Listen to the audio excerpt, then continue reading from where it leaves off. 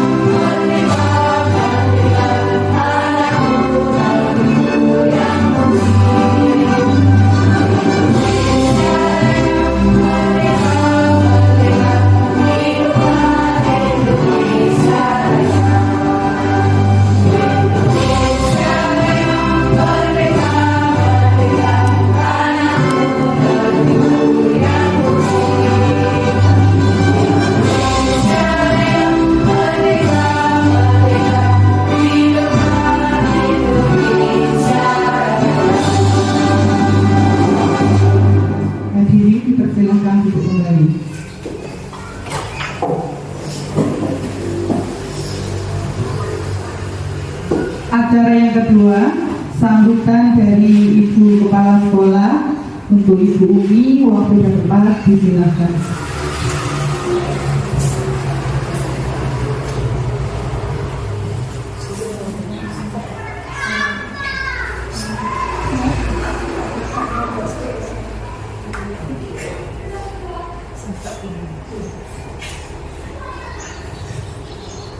Assalamualaikum warahmatullahi wabarakatuh.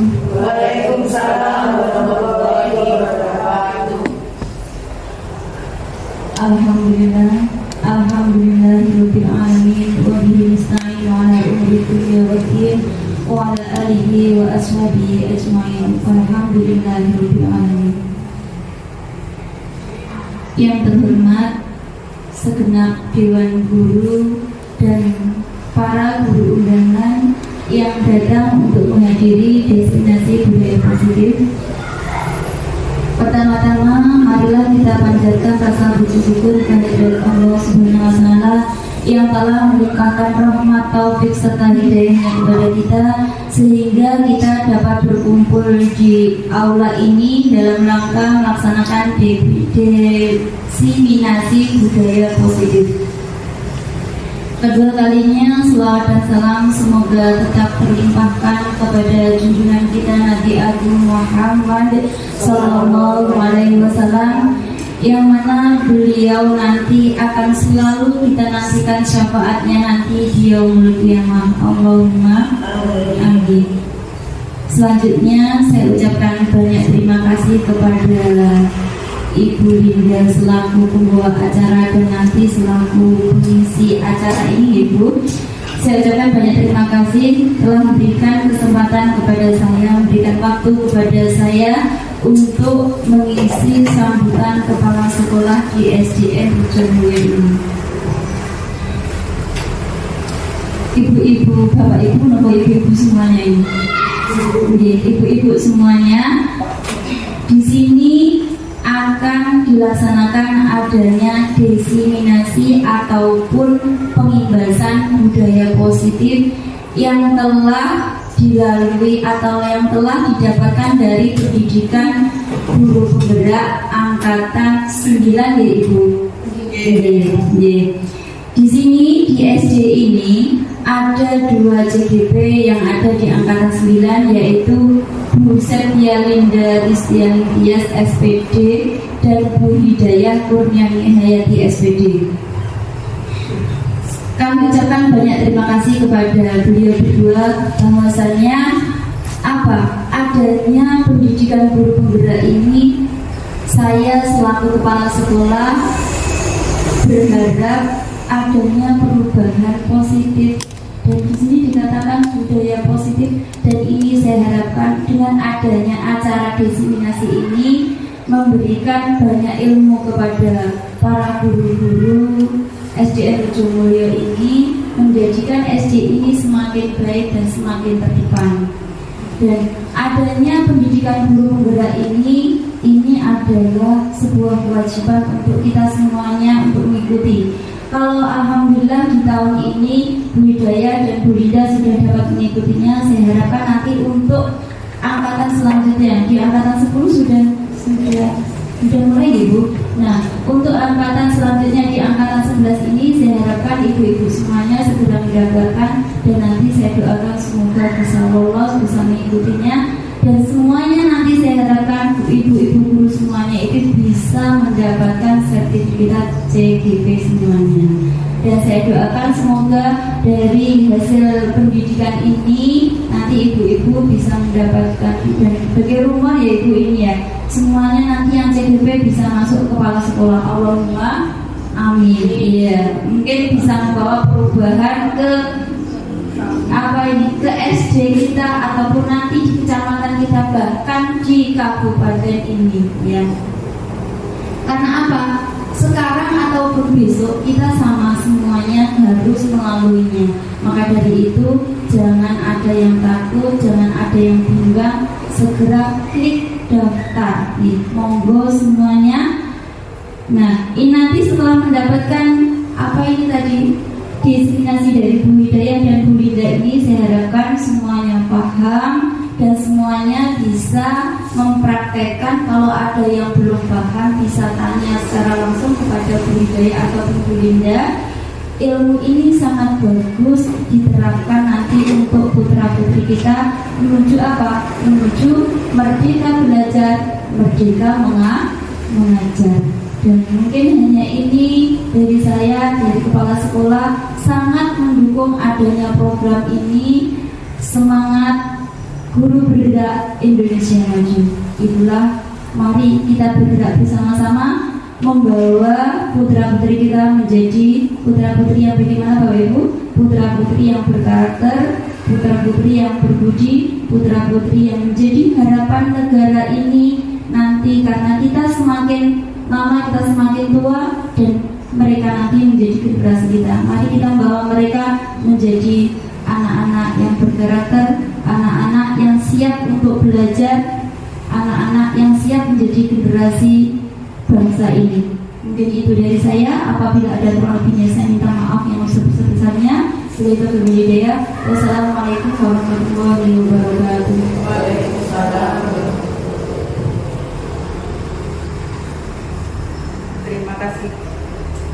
Terima kasih banyak untuk Ibu Kepala Sekolah Syiar Mulyo. Masuk di acara ketiga, yaitu penyampaian materi dari diseminasi budaya positif. Jadi di sini kami berdua akan mengimbaskan tentang budaya positif. Apa itu budaya positif? Nanti kita berikan bersama-sama, kita pelajari bersama-sama. Dan nanti materi ini akan disampaikan oleh kita berdua. Jadi nanti pembagiannya seperti apa, nanti kita sama-sama bersama-sama ini mempelajarinya. Ada pantun dulu di sini. Biasanya kalau CGP memang identik dengan pantun. Begitu sekali. Ke Jogja beli belanja cenderamata, jangan lupa ajak sahabat. Cakep. Mari bersama mendidik murid kita agar tercipta SDN Rejo Mulyo yang hebat.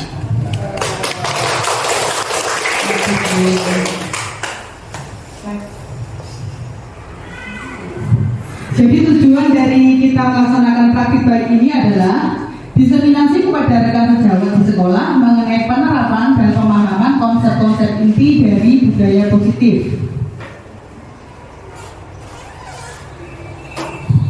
Seorang guru yang baik harus memiliki kemampuan dalam mewujudkan budaya positif di sekolah. Budaya positif adalah nilai-nilai, keyakinan-keyakinan, dan kebiasaan-kebiasaan di sekolah yang berpihak pada murid agar murid dapat berkembang menjadi pribadi yang kritis, penuh hormat, dan bertanggung jawab. Kunci dari budaya positif adalah bagaimana kehebatan guru sebagai penuntun siswa dalam mengembangkan watak dan karakter murid. Guru hanya mengontrol dan menuntun mereka menjadi lebih baik tanpa mengubah kodrat yang mereka miliki. Jadi di sini setiap anak memang dilahirkan memiliki kodratnya masing-masing. Jadi kita tidak bisa merubah kodrat yang sudah melekat pada diri anak. Kita hanya bisa membantu, menuntun, mendorong untuk anak itu menjadi yang lebih baik. Jadi kodrat yang sudah ada itu, jadi kodrat yang sudah ada pada anak sejak lahir itu kita tuntun akan menjadi lebih baik lagi. Di sini ada beberapa budaya positif yang sudah kita laksanakan di SDN Rejo Mulyo, yaitu budaya 3S, budaya sholat duha, sholat duhur, kemudian ada qiraah, ada timaan juz 30, ada praktik baik berbagi dengan sesama, ada makan sayur di setiap hari Sabtu, dan juga ada kegiatan senam sehat. Jadi di sini ada beberapa budaya positif yang sudah kita terapkan di SDN Rejo Mulyo ini. Meskipun belum maksimal, tapi sudah setidaknya kita sudah melaksanakan budaya positif yang beberapa sama 1 tahun lebih mungkin atau lebih 1 tahun ya, sudah kita laksanakan di SDN Rejo Mulyo ini.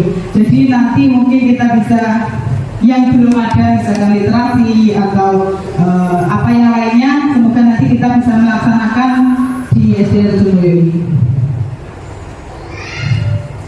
Nah, di sini nanti kita ada beberapa nih, banyak ya. Jadi nanti ada 6 materi dari budaya positif. Yang pertama adalah disiplin positif dan nilai-nilai kebajikan universal. Yang kedua, teori motivasi, hukuman, penghargaan, dan restitusi. Yang ketiga, keyakinan kelas. Yang keempat, kebutuhan dasar manusia. Yang kelima, 5 posisi kontrol. Dan yang keenam adalah segitiga restitusi. Jadi nanti kita bagi materi tersebut untuk yang poin 1 sampai poin 3 nanti akan bersama saya, dan poin 4 sampai poin 6 nanti akan dipaparkan oleh Bu Jaya. Kita masuk di materi yang pertama, yaitu disiplin positif dan nilai-nilai kebajikan universal. Di sini ada kegiatan. Nama kegiatannya adalah Cobalah Aku. Jadi di sini ibu-ibu membayangkan menggenggam satu buah benda yang sangat berharga yang dimiliki oleh ibu-ibu guru. Boleh berupa uang, boleh berupa emas atau apa yang berharga biasanya gitu. Itu guys, uang yang pertama ya. Coba lakukan kegiatan itu. Bayangkan ibu semua menggenggam uang, menggenggam uang, dan di samping ibu-ibu ada yang berusaha mengambil benda tersebut. Kira-kira jenengan serahkan atau jenengan tambah ukep? Boleh tidak kalau uang tersebut, benda tersebut diambil oleh orang lain? Tidak. Jadi di sini timbul pertanyaan, apakah Anda atau rekan Anda mau membuka kepalan tangan? Tidak mau. Mengapa? Apa alasan Anda atau rekan Anda tidak mau membuka tangan itu? Kenapa uang tersebut tetap Anda genggam? Tidak boleh ada yang mengambil. Kenapa? Karena memang berharga, jadi tidak boleh diambil oleh orang lain. Yang kedua, dalam kegiatan ini sesungguhnya siapa yang memegang kendali atau kontrol untuk membuka atau menutup kepalan tangan? Diri sendiri. Jadi yang bisa mengontrol membuka atau menutup adalah diri kita sendiri. Jadi orang lain tidak punya hak untuk mengambil barang orang lain. Nah, dari teori tadi, teori tentang genggaman tangan, ada 4 teori kontrol. Teori kontrol yang pertama adalah ilusi guru mengontrol murid. Pada dasarnya kita tidak dapat memaksa murid untuk berbuat sesuatu jikalau murid tersebut memilih untuk tidak melakukannya. Walaupun tampaknya guru sedang mengontrol perilaku murid, hal demikian terjadi karena murid sedang mengizinkan dirinya dikontrol. Saat itu bentuk kontrol guru menjadi kebutuhan dasar yang dipilih murid tersebut. Teori kontrol menyatakan bahwa semua perilaku memiliki tujuan, bahkan terhadap perilaku yang tidak disukainya. Jadi ibu guru mungkin kalau di kelas sepertinya memang sedang mengontrol murid, tapi sebenarnya itu hanya murid yang mengizinkan dirinya untuk dikontrol. Yang sebenarnya ibu-ibu kita semua kalau di kelas nyuruh buang sampah itu bukan karena keinginan dalam hatinya. Jadi belum timbul kesadaran dalam dirinya. Dia mau karena masih disuruh. Jadi kita masih mengontrol murid tersebut.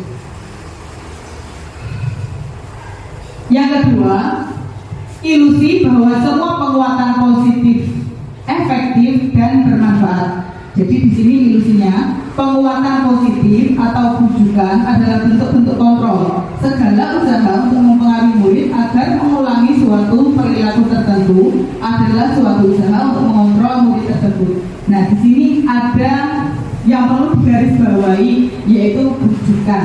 Jadi terkadang kita kalau ada murid kita yang tidak mau masuk kelas, kita bujuk dengan segala bujuk rayu. Nggak masuk kelas, kok tak paling jajan. Nah, jadi kan masih ada semacam bujukan reward. Nah, di sini kita nanti akan belajar bagaimana sih sebenarnya kita bisa mengontrol murid. Ya memang sebenarnya susah ibu, sama saya juga masih belajar di sini. Yang ketiga adalah ilusi bahwa kritik dan membuat orang merasa bersalah dapat menguatkan karakter. Jadi menggunakan kritik dan rasa bersalah untuk mengontrol murid menuju pada identitas gagal. Mereka belajar untuk merasa buruk tentang diri mereka. Kadangkala sulit bagi guru untuk mengidentifikasi bahwa mereka sedang melakukan perilaku ini, karena seringkali guru cukup menggunakan suara halus untuk menyampaikan pesan negatif. Kalau pesan negatif itu identiknya kita berbicara nada halus atau nada kasar. Nah itu yang perlu kita belajar. Kita kurangi sedikit suara kita agar pesan-pesan positif yang kita harapkan itu sampai di anak didik kita. Susah ya? Teori yang keempat, ilusi bahwa orang dewasa memiliki hak untuk memaksa. Banyak orang dewasa yang percaya bahwa mereka memiliki tanggung jawab untuk membuat murid-murid berbuat berbuat hal-hal tertentu. Apapun yang dilakukan dapat diterima selama ada sebuah kemajuan berdasarkan sebuah pengukuran kinerja. Pada saat itu pula, orang dewasa akan menyadari bahwa perilaku memaksa tidak akan efektif untuk jangka waktu yang panjang dan sebuah hubungan permusuhan akan terbentuk. Jadi di sini kalau kita memang mau membentuk karakter anak, tidak bisa kita hanya sekedar memaksa atau istilahnya itu apa ya? Istilahnya itu anak tidak timbul dari keinginan dalam hatinya. Apapun yang dikerjakan anak itu atas perintah kita. Jadi kita kalau mengajar, kalau anaknya tidak datang dari hati, tidak maksudnya itu tidak mendukung ibunya sepenuhnya berangkat ke sekolah aja dengan terpaksa, maka akan tidak efektif. Dalam jangka panjang tidak akan bermanfaat untuk anak didik tersebut. Jadi ya percuma kalau kita opo-opo buang sampah tiap hari deh, tapi yang nggak pernah ada. Coba sekali waktu tanpa kita suruh anak-anak itu mau buang sampah apa tidak?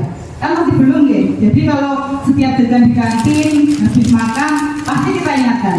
Jadi mereka tuh belum terbentuk sikap apa gitu ya? Apa ya? Pokoknya tuh intinya dia tuh belum belum ada terbiasa, belum ada budaya positif pada diri anak tersebut. Nah, di sini tugas guru kembali. Jadi seorang guru memiliki peran untuk membangun atau mewujudkan budaya positif di sekolah. Ya dengan kegiatan-kegiatan yang sudah kita laksanakan tadi.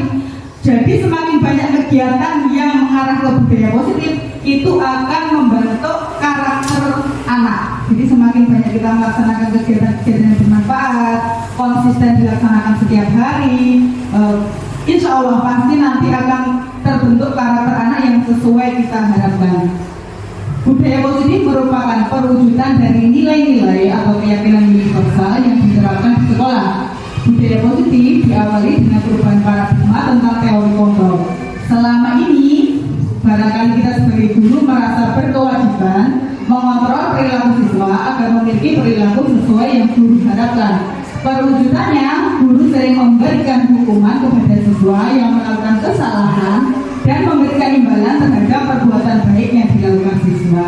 Nah, di sini saya sendiri pun masih belajar. Jadi saya juga masih memberikan reward dan punishment kepada anak-anak yang melakukan kesalahan dan juga melakukan hal yang baik. Jadi belum konsisten. Sebenarnya kalau dulu reward dan punishment nggak apa-apa ya Bu.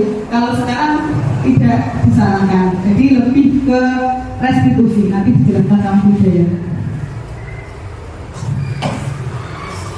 Nah, kita masuk ke disiplin. Nah, jadi hubungan dari teori kontrol tadi adalah kita masuk ke disiplin.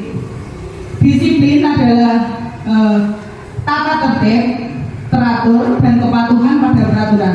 Disiplin juga bisa dihubungkan dengan hukuman. Biasanya kalau disiplin pasti hubungannya dengan hukuman. Padahal itu sungguh berbeda. Karena belajar tentang disiplin positif tidak harus dengan memberikan hukuman. Justru itu adalah salah satu alternatif terakhir dan kalau perlu tidak digunakan sama sekali. Jadi di sini perlu digarisbawahi kalau hukuman itu tidak perlu digunakan.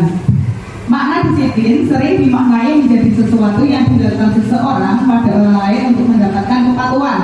Tujuan dari penerapan disiplin positif agar terbentuk murid-murid yang berkarakter, berdisiplin, santun, jujur, peduli, bertanggung jawab, dan merupakan pembelajar sepanjang hayat sesuai dengan standar kompetensi lulusan yang diharapkan.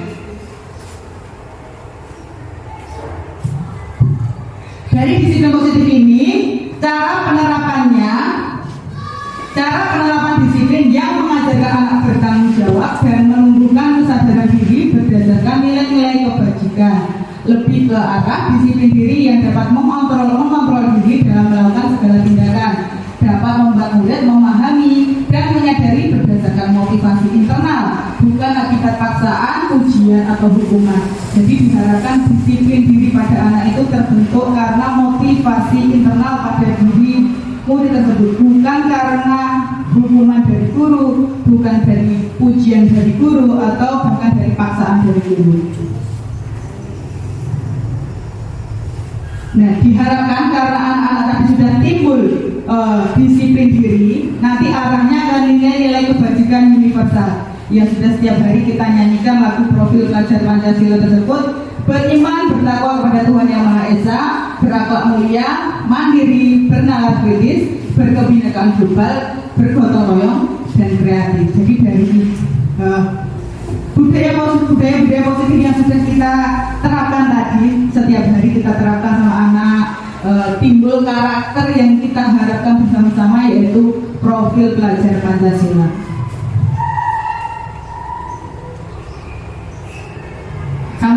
Untuk teori yang pertama sudah selesai, masuk di teori motivasi, hukuman, penghargaan, dan juga restitusi. Mungkin ada yang ditanyakan dari yang pertama tadi. Betul nggih? Nah, di sini waduh panjang sekali ya. Ada sebuah pertanyaan reflektif. Pada intinya, Ibu Anas kesulitan menertibkan anak-anaknya untuk masuk ke kelas. Kemudian dia berpikir cepat, Ibu Anas berpikir cepat bagaimana caranya menertibkan anak masuk ke kelas tanpa bersusah payah. Dia kemudian mengandalkan stiker bintang. Mungkin ibu ada yang tahu ya, stiker bintang itu kamu kalau rapi mendapatkan 5 bintang atau mendapatkan 1 bintang kalau kamu tidak tertib. Jadi Bu Anas mengandalkan stiker bintang tersebut. Dan pada suatu waktu Bu Anas mengimini murid itu dengan stiker bintang lagi. Siapa yang dapat berdiri lurus dan berbaris rapi dapat bintang dari Bu Anas. Nah, sebagian murid tersebut tertantang. Mereka pasti rapi-rapian masuk ke dalam kelas. Dan tersebut dilakukan selama beberapa minggu dan cukup berhasil membuat anak-anak tersebut berdiri rapi di depan kelas. Dan pada suatu waktu Bu Anas itu sakit dan terpaksa digantikan oleh Pak Heru. Pak Heru tidak mengetahui adanya stiker bintang tersebut, dan benar saja saat masuk kelas kembali berebutan lagi. Apa yang terjadi? Mengapa kok seperti itu? Kira-kira kenapa kok anak tersebut ketika diajar Bu Anas dia rapi, tapi kalau waktu Pak Heru kok sakarpe diri balik yang awal lagi? Kira-kira kenapa? Karena memang motivasi yang tumbuh dalam diri anak bukan motivasi internal, tapi motivasi eksternal dengan mendapatkan stiker bintang. Aku nek rapi untuk stiker untuk nilai baik. Jadi belum tumbuh motivasi dalam dirinya. Oh, aku disiplin itu memang harus disiplin, memang untuk melatih disiplinan saya. Jadi belum tumbuh kedisiplinan dalam diri anak. Jadi motivasi intrinsiknya belum terbentuk. Nah, di sini kita belajar 3 motivasi perilaku manusia.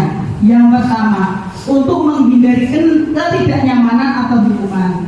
Di sini ini adalah motivasi yang paling bawah. Jadi kita melaksanakan sesuatu karena takut akan dihukum. Nah, jadi datang terlambat takut karena dihukum oleh guru. Yang kedua, untuk mendapatkan imbalan atau penghargaan dari orang lain. Ini satu tingkat lebih tinggi dari yang pertama. Jadi mereka berbaris karena ingin sesuatu, ingin mendapatkan nilai yang bagus, ingin mendapatkan barang atau ingin mendapatkan hadiah. Yang ketiga adalah untuk menjadi orang yang mereka inginkan dan menghargai diri sendiri dengan nilai-nilai yang mereka percaya. Jadi yang ketiga ini adalah motivasi yang kita harapkan bersama tumbuh pada diri anak kita. Mereka sudah melaksanakan sesuatu tanpa paksaan dari orang lain.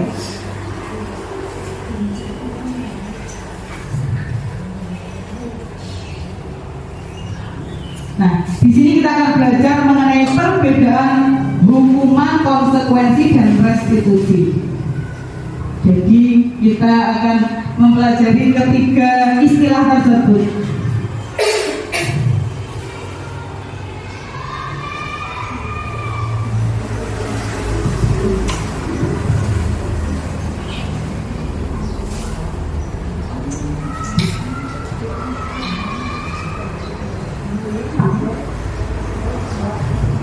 Nah, di sini kalau hukuman pasti mengarah ke identitas gagal. Jadi dengan menghukum, ini bukan sakit di anu ya. Kita tuh selama mengajar sampai saat ini pasti masih menghukum siswa.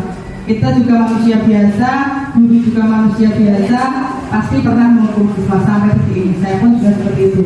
Jadi hukuman adalah sesuatu yang menyakitkan harus terjadi. Kalau konsekuensi adalah sesuatu yang harus terjadi.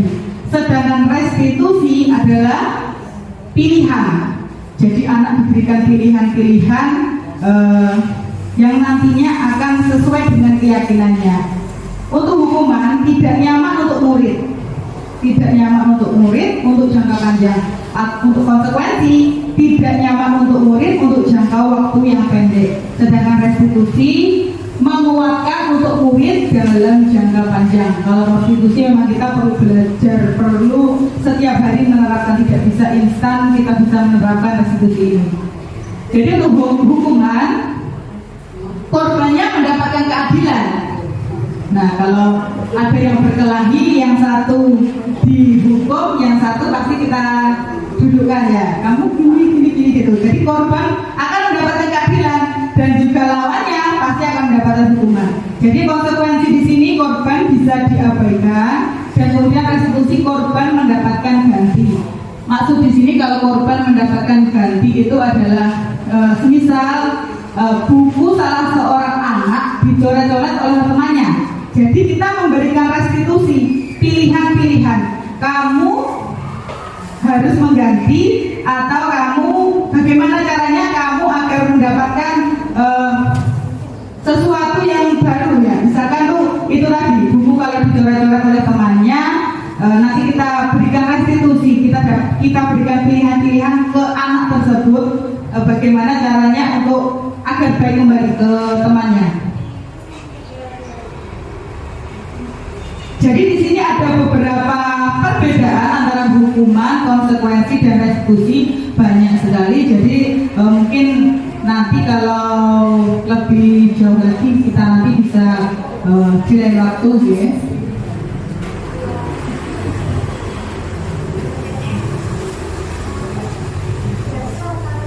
Nah, di sini kita ada kuis pesan buat ngantuk. Jadi di sini ada kuis.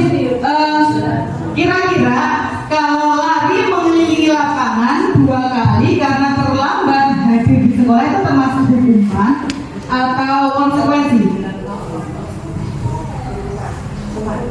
Hukuman, nanti sudah belajar ya. Lari mengelilingi lapangan 2 kali karena terlambat hadir di sekolah, hukuman ya? Coba. Oh, sudah paham berarti. Ya, itu termasuk hukuman. Kalau ada pertanyaan lagi, lari mengelilingi lapangan 2 kali karena terlambat 10 menit untuk pelajaran PJOK, hukuman atau konsekuensi? Hukuman? Kamu berapa? Hukuman atau konsekuensi? Dari kejadian ini konsekuensi atau hukuman? Konsekuensi, kita lihat sama-sama. Apa konsekuensi? Oke, berarti sudah paham ya? Yang sudah ada lagi pertanyaan, membersihkan tumpahan air di meja tulis karena tersenggol pada saat belajar, hukuman atau konsekuensi?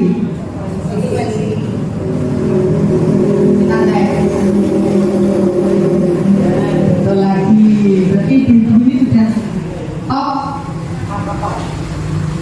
Ada lagi, murid diminta bertelanjang kaki sepanjang hari karena tidak menggunakan sepatu warna hitam sesuai peraturan sekolah, hukuman atau konsekuensi?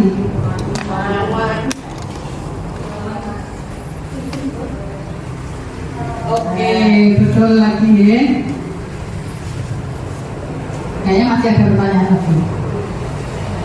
Nah, nih berjemur di lapangan pukul 11 siang karena mengobrol dengan teman. Hukuman atau konsekuensi? Berjemur di lapangan pukul 11 siang karena ngobrol dengan teman. Jadi di kelas bapak, di kelas ibu-ibu semua, ketika ada anak yang bercanda dengan temannya, terus kamu berdiri di bawah tiang bendera. Hukuman atau konsekuensi? Hukuman.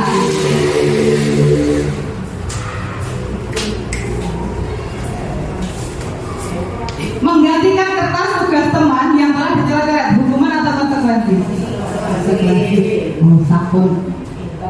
Fakir sabun jos nih. Jadi sudah paham, sudah bisa membedakan antara hukuman atau konsekuensi. Jadi kalau ibu-ibu sekalian, kalau kembali ke kelas, memilih lebih menerapkan ke hukuman atau ke konsekuensi? Janji.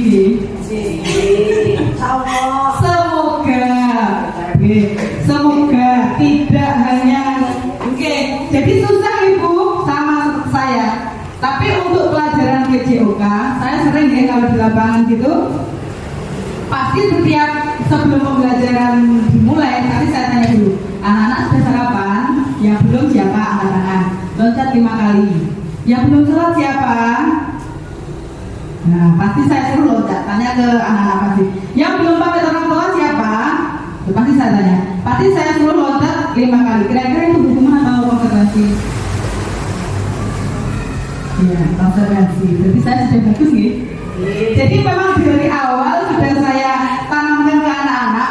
Kok memuji diri sendiri ya? Nah, sekali-kali memuji diri sendiri. Ya.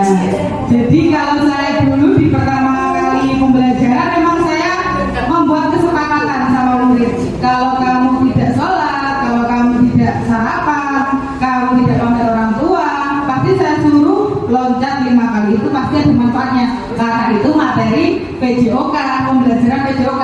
Tapi kalau ibu guru di kelas, anak tidak membawa buku, terus dengan suruh pusat 10 kali, mungkin diprotes kali murid. Jadi memang harus disesuaikan dengan keadaan. Mungkin dibahas lagi. Kita masuk di materi yang ketiga. Sampai 6 gitu. Yang ketiga adalah keyakinan kelas. Nah, apa itu keyakinan kelas? Nah, keyakinan kelas itu berbeda dengan peraturan kelas. Kalau peraturan kelas adalah aturan yang dibuat oleh sebelah pihak atau guru yang harus ditaati oleh objeknya atau murid. Peraturan kelas biasanya terbit tanpa persetujuan pihak objek yang melaksanakan. Kalau keyakinan kelas adalah persetujuan yang dibuat bersama antara guru dan murid. Selanjutnya akan ditaati bersama. Keyakinan kelas dibuat oleh murid, dilaksanakan oleh murid dan untuk menanamkan kebajikan pada diri murid. Jadi ibu-ibu guru di sini, sinten ya yang sudah punya keyakinan kelas, mungkin sudah punya semua ya. Keyakinan kelas. Jadi berbeda ya Bu, peraturan dan keyakinan kelas. Kalau peraturan memang sudah ada, ya, kamu disiplin, hadir tepat waktu, itu sudah ada, pasti sudah dibuat oleh pihak sekolah atau pihak guru sendiri. Anak masuk kenaikan kelas sudah terpampang di tembok peraturan kelas 5 misalkan. Jadi memang sudah dibuat oleh guru. Untuk keyakinan kelas itu dibuat oleh murid, dilaksanakan oleh murid, dan juga bagaimana caranya membuat keyakinan kelas yang disepakati oleh murid. Salah satu cara efektif yang mungkin bisa kita terapkan untuk membuat keyakinan kelas adalah di awal masuk semester baru, anak baru masuk, kita berikan sebuah kertas atau sticky note itu yang apa tuh? Kertas warna yang ditempel itu loh Bu, yang ditempel itu. Jadi kalian memberikan info kepada anak didik kalian, ibu guru semua, kalau harus menulis keyakinan apa yang ingin anak didik sepakati bersama. Jadi kalau anak-anaknya 30, jadi nanti kita akan menemukan 30 keyakinan kelas. Jadi masing-masing anak memiliki keyakinan. Dia ingin menyampaikan, aku ini pengen ini. Aku pengen kalau sekolah itu masuk tepat waktu, pulang tepat waktu. Aku ingin pembelajaran yang menyenangkan. Aku ingin gurunya selalu tersenyum. Jadi itu keyakinan anak, kepengennya anak. Dan itu tugas guru untuk mewujudkannya. Berat ya Bu? Tugas guru berat. Jadi bisa dilaksanakan itu, nanti ditempel di tembok, sticky note itu ditempel di tembok. Keyakinan kelas, kalau muridnya 30 jadi ditempel semua di tembok. Kemudian dikelompokkan. Jadi kalau ada yang paling pasti ada yang sama nih. Kalau 30 anak mempunyai keyakinan kelas berbeda-beda pasti nggak mungkin. Pasti ada yang sama. Nanti kita kelompokkan. Yang pengen gurunya tersenyum itu ditempel jadi satu. Yang pengen datang dan pulang tepat waktu jadikan satu. Yang pengen selalu menjaga kebersihan kelas jadi dijadikan satu. Terus yang pengen selalu memakai seragam lengkap jadikan satu. Jadi dikelompokkan keyakinan kelas yang sudah anak tuliskan tadi. Kalau sudah dikelompokkan, nanti dibuat daftarnya. Kalau sudah dibuat daftar, diutarakan kembali oleh guru. Jadi anak tidak mungkin akan melanggar karena sudah disepakati oleh anak sendiri. Yang buat anak, yang melaksanakan juga anak. Tapi kalau peraturan dibuat oleh sekolah, yang melaksanakan anak, gurunya kadang juga nggak melaksanakan. Bisa jadi. Saya juga sering terlambat ya. Jadi itu ya Bu, untuk keyakinan kelas bisa kita laksanakan seperti itu. Semoga nanti ke depannya mungkin ibu-ibu guru yang belum mempunyai keyakinan kelas dapat membuat keyakinan kelasnya di awal pembelajaran. Jadi anak-anak akan lebih tertata, lebih disiplin lagi dan tidak sakar PDW istilahnya ya. Ini tadi untuk keyakinan kelas, guru berperan dalam mewujudkan terbentuknya keyakinan kelas dengan adanya kesepakatan antara guru dan murid. Keyakinan kelas berupa pernyataan universal yang mudah diingat, dipahami, dan harus diterapkan dalam lingkungan sekolah. Kalau sudah janji sama guru dan dihindari, pasti anak itu terbebani karena tidak ada paksaan. Jadi anak tersebut berjanji sesuai dengan keinginan hatinya sendiri, tidak paksaan oleh orang lain. Nah, seperti ini tadi yang sudah saya jelaskan, keyakinan kelas bersifat abstrak, keyakinan berupa pernyataan-pernyataan universal. Jadi keyakinan kelas itu tidak mungkin tertulis di peraturan sekolah. Peraturan sekolah pasti ya seperti itu, memakai seragam, disiplin, menjaga kebersihan. Jadi belum spesifik. Kalau keyakinan kelas lebih spesifik sesuai dengan keyakinan kelas tersebut. Jadi semua siswa sepakat untuk melaksanakan keyakinan tersebut. Nah, ini tadi seperti contoh yang sudah saya tadi jelaskan. Keyakinan kelas 1, kelas 2, kelas 3 sampai kelas 6 pasti berbeda. Jadi kalau peraturan sekolah 1, keyakinan pasti timbul banyak sesuai kelasnya. Jadi keyakinan kelas 1 bisa berupa setiap anggota kelas perlu senang, perlu melaksanakan juga, saling menghargai. Jadi berbeda antara keyakinan kelas yang lain berbeda. Jadi diharapkan nanti timbul keyakinan kelas yang akan berdampak positif untuk murid. Saya kesimpulannya bicara penjelasan saya mengenai disiplin positif, teori hukuman, teori motivasi, penghargaan dan restitusi serta keyakinan kelas. Penguasaan kelas diakui bahwa gambarnya itu bagus, jangan dicontohkan seperti itu ya. Ini kebutuhan dasar. Kemudian pertanyaan yang keempat, aku bosan, masa belajarnya cuma gitu-gitu aja, dengerin itu guru aja. Jadi ini butuh apa? Kita lihat. Bebas untuk memilih metode pembelajaran seperti itu. Selanjutnya langsung aja. Tadi adalah kebutuhan dasar. Sekarang dunia berkualitas. Apa itu dunia berkualitas? Dunia berkualitas adalah tempat khusus dalam pikiran. Jadi tempat khusus dalam pikiran dan di dalamnya itu menyimpan gambaran dari semua yang Anda inginkan. Jadi gambaran penting dari semua yang Anda inginkan. Contohnya bisa berisi orang, bisa hal-hal yang terbaik dalam hidup, terus bisa rasa bahagia karena terpenuhi kebutuhan dasar. Itu dunia berkualitas. Menurut Dr. William Glasser menyebutkan bahwa dunia berkualitas itu layaknya album foto. Layaknya album foto. Album foto itu kan isinya sesuatu yang penting ya, sesuatu yang penting, sesuatu hal-hal yang menyenangkan, seperti itu. Jadi dunia berkualitas itu adalah diumpamakan album foto, seperti itu. Jadi yang hanya yang terpenting, yang berkualitas saja yang ada di dunia berkualitas.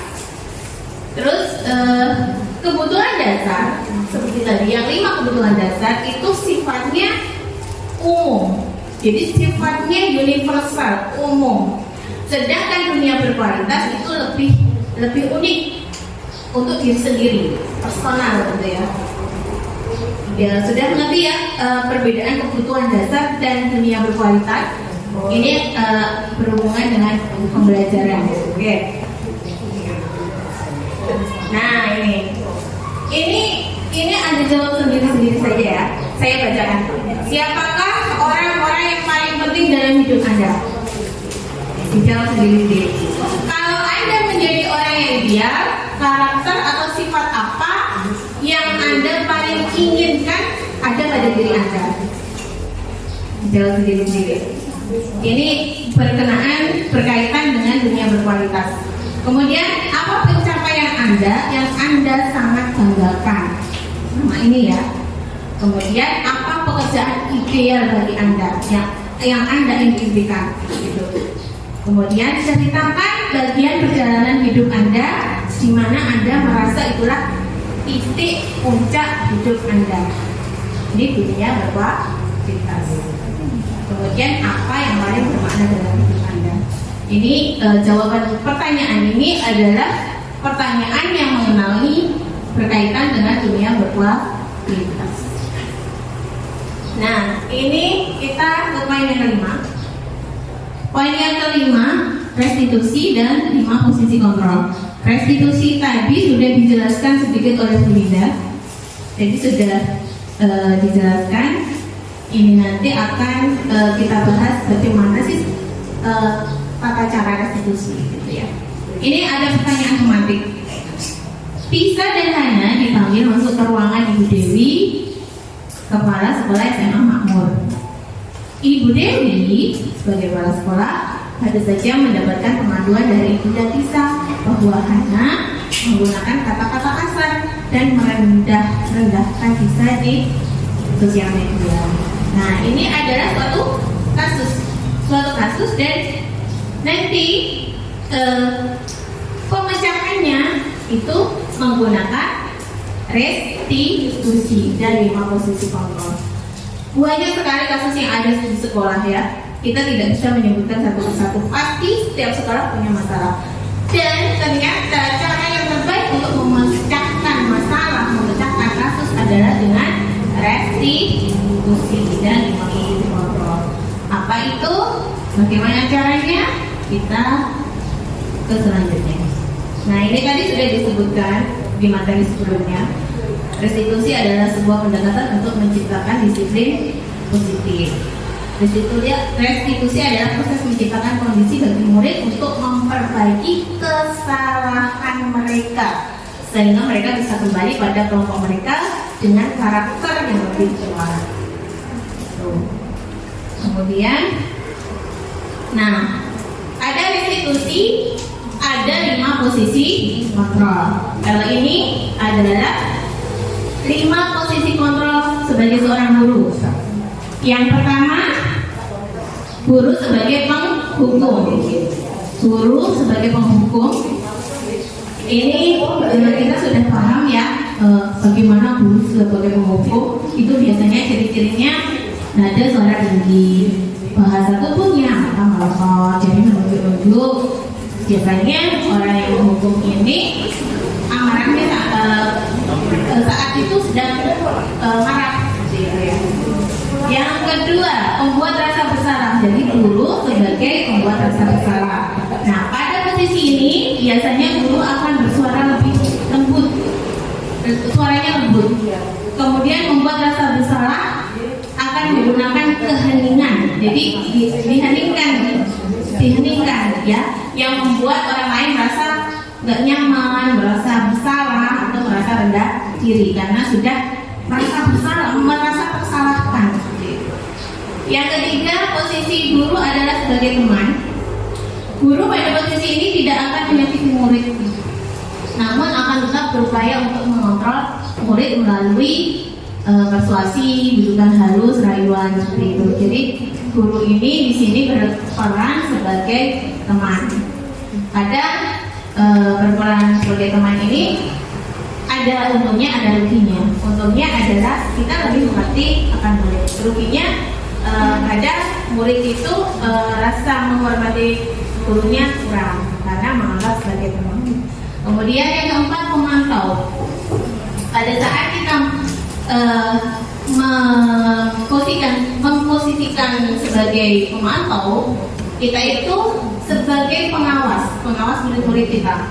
Kemudian kita itu bertanggung jawab atas perilaku murid-murid yang kita awasi. Jadi perilakunya seperti apa, kita yang bertanggung jawab karena kita sebagai pemantaunya. Kemudian posisi pemantau berdasarkan pada peraturan dan ada konsekuensi. Ya, jadi pemantau itu punya peraturan dan punya konsekuensi. Apa caranya untuk menyadarkan, yaitu dengan menggunakan sanksi atau konsekuensi. Yang kelima, manajer. Jadi posisi kontrol yang kelima, manajer, adalah posisi di mana guru berbuat sesuatu bersama dengan murid. Jadi berbuat kesepakatan bersama dengan murid.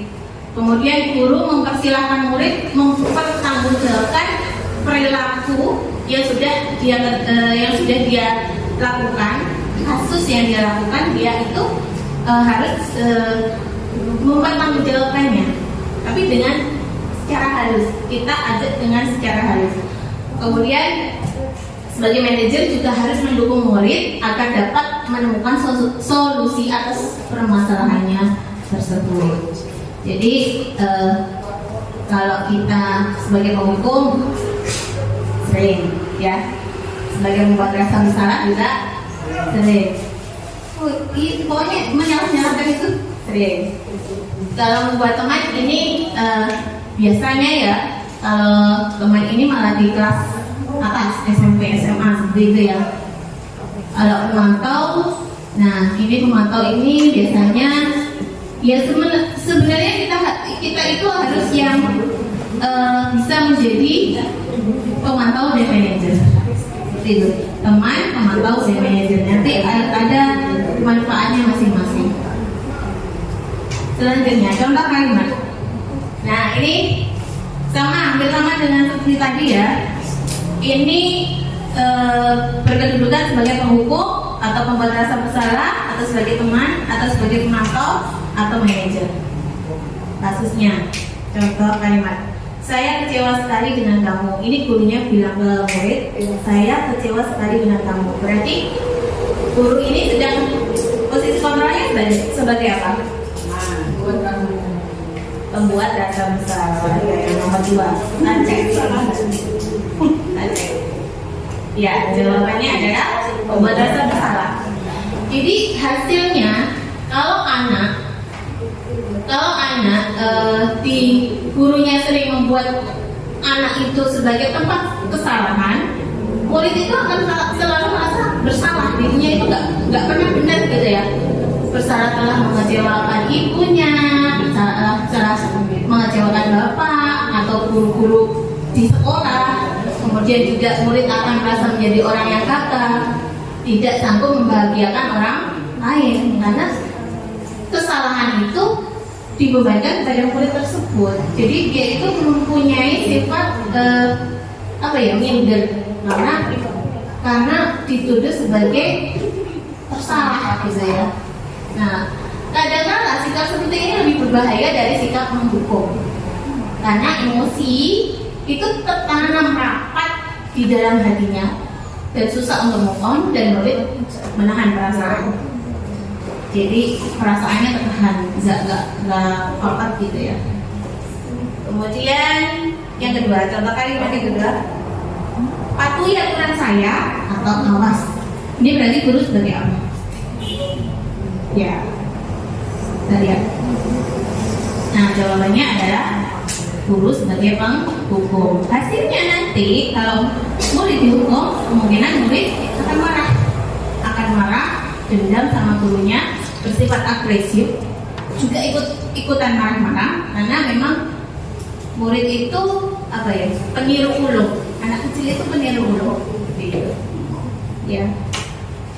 Kemudian selanjutnya, contoh kalimat selanjutnya, ya sudah, kali ini tidak apa-apa, nanti ibu bantu bereskan masalah tersebut. Ini berarti gurunya sebagai apa?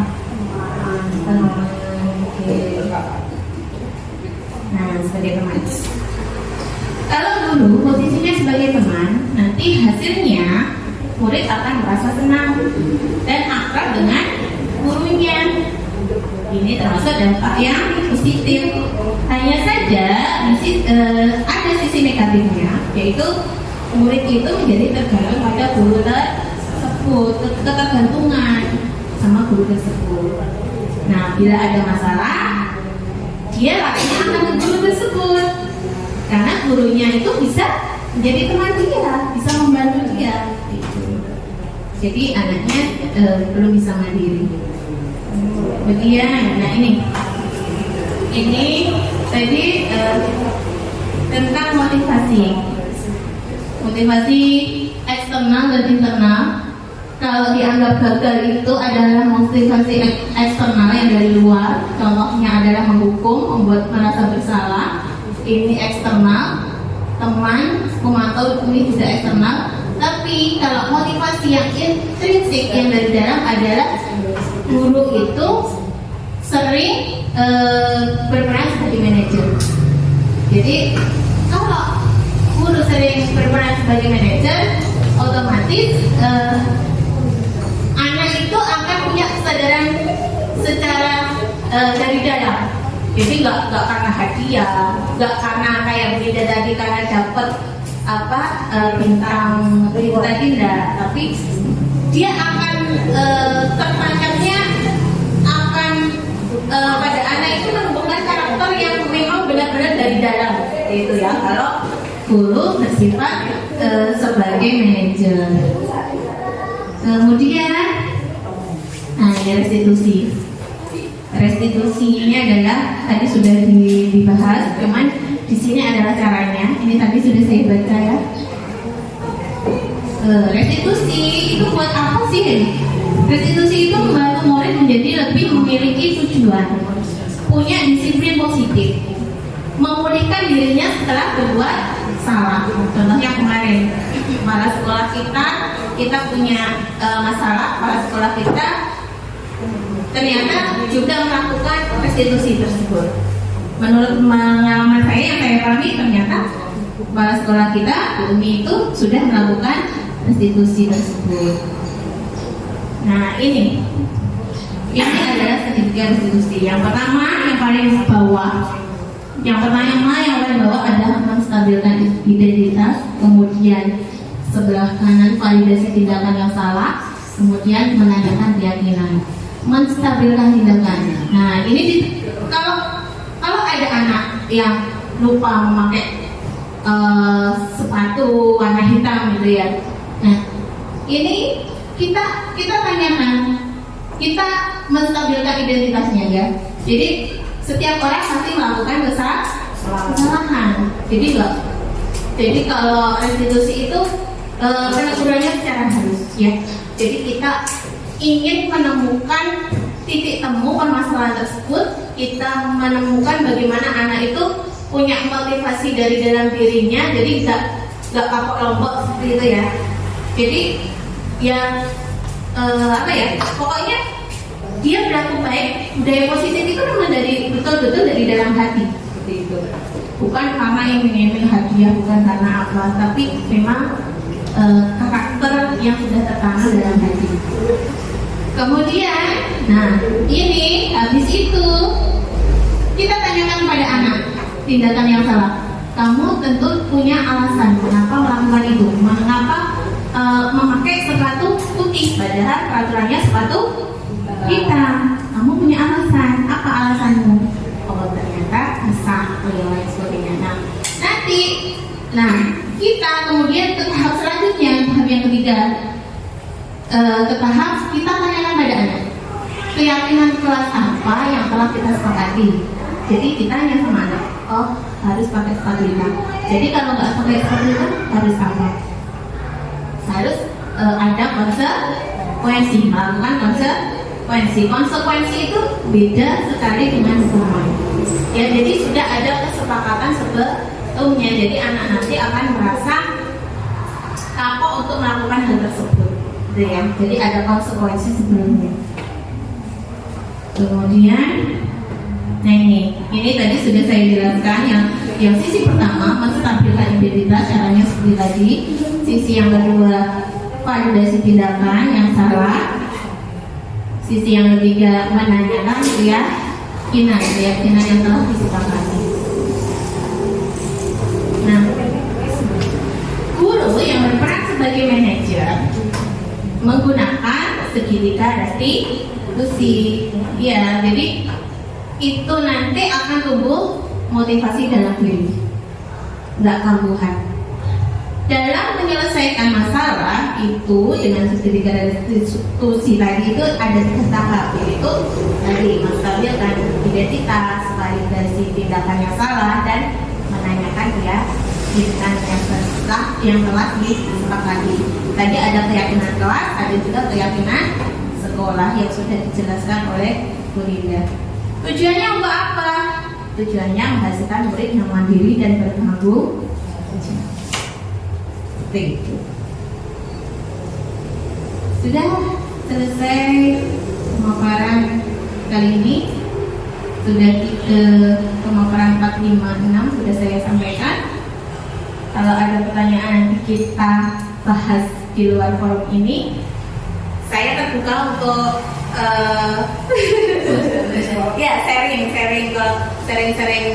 seperti ini. Ya kita sama-sama belajar. Saya juga masih belajar dan belum 100% menerapkan seperti itu. Jadi mari kita sama-sama belajar dan menerapkan untuk keberhasilan demi murid-murid kita agar mandiri dan bertanggung jawab.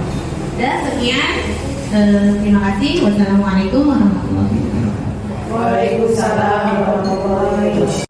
Terima kasih Bu Hidayah atas pemaparannya. Jadi semoga kita setelah memahami materi yang sudah kita pelajari bersama-sama, kita menjadi seorang guru yang dirindukan oleh murid-muridnya. Jadi kalau kita tidak masuk, aduh Bu Nita, ini aku gak masuk ya. Jadi kita menjadi seorang guru yang sangat dirindukan, yang dicintai, dan jadinya bagaimana kita harus melaksanakannya. Kalau melihat dari restitusi tadi, kira-kira kalau ibu-ibu diberikan pilihan, ibu-ibu akan bertindak seperti apa? Ada 5 posisi kontrol, mau jadi teman atau mau menjadi penghukum atau menjadi seorang yang merasa pembuat rasa bersalah atau menjadi manajer. Ya, dikembalikan ke ibu-ibu semua. Kalau bisa dikurangi yang sebagai penghukum kalau bisa. Gak mungkin kalau kita sepenuhnya menghilangkan posisi-posisi kontrol tadi. Pasti kita juga pernah menjadi penghukum, pernah juga menjadi teman, pembuat rasa bersalah, pernah menjadi pemantau, dan diharapkan kita sebagai guru bisa bertindak sebagai manajer, bisa menyelesaikan masalah yang ada di kelas menggunakan segitiga restitusi tadi. Nanti kalau ada yang kurang jelas bisa kita bahas lagi di luar forum ini. Untuk selanjutnya, acara yang selanjutnya adalah refleksi dari ibu-ibu semua, mungkin dari perwakilan ya, mungkin dari pemaparan tadi ada yang mau disampaikan. Wiwit. Pas.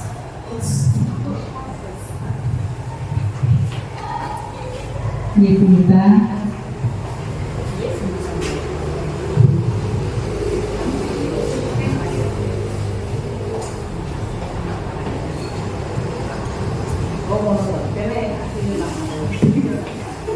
Assalamualaikum warahmatullahi wabarakatuh. Waalaikumsalam warahmatullahi wabarakatuh.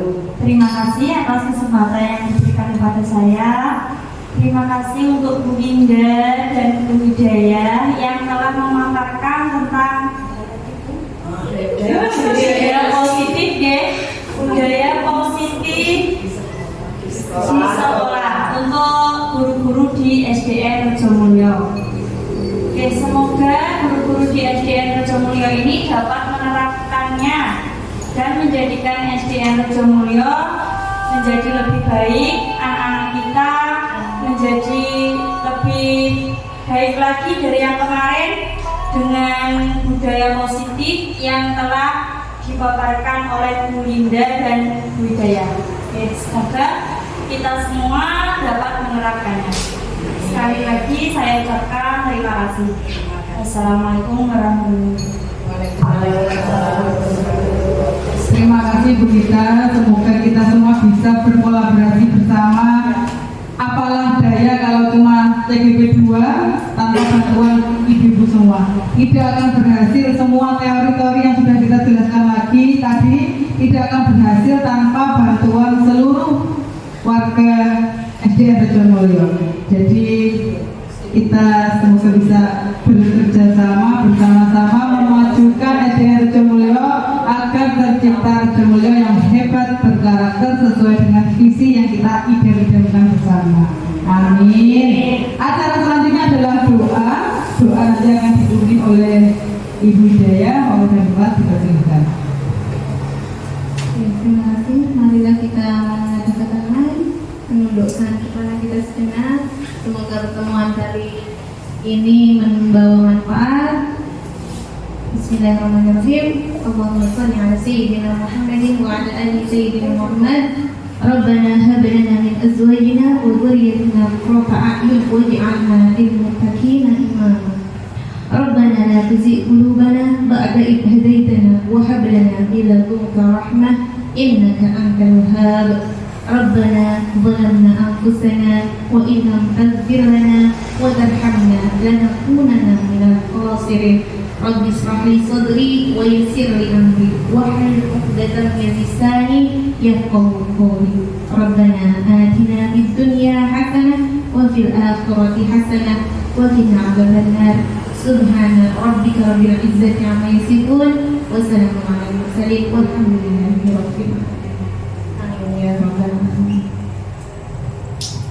Menginjak acara yang terakhir yaitu penutup. Sebelum acara ini saya tutup, kami berdua memohon maaf jika ada perkataan atau perbuatan kita yang menyinggung perasaan Bapak Ibu semua, Ibu-ibu semua, maksudnya kalau di sini itu Sri Kandi semua. Mohon maaf yang sebesar-besarnya. Kita tutup acara pada siang hari ini dengan ucapan hamdalah. Alhamdulillah. Setelah ini nanti kita foto bersama untuk dokumentasi. Sekian pemaparan dari kami berdua. Wassalamualaikum.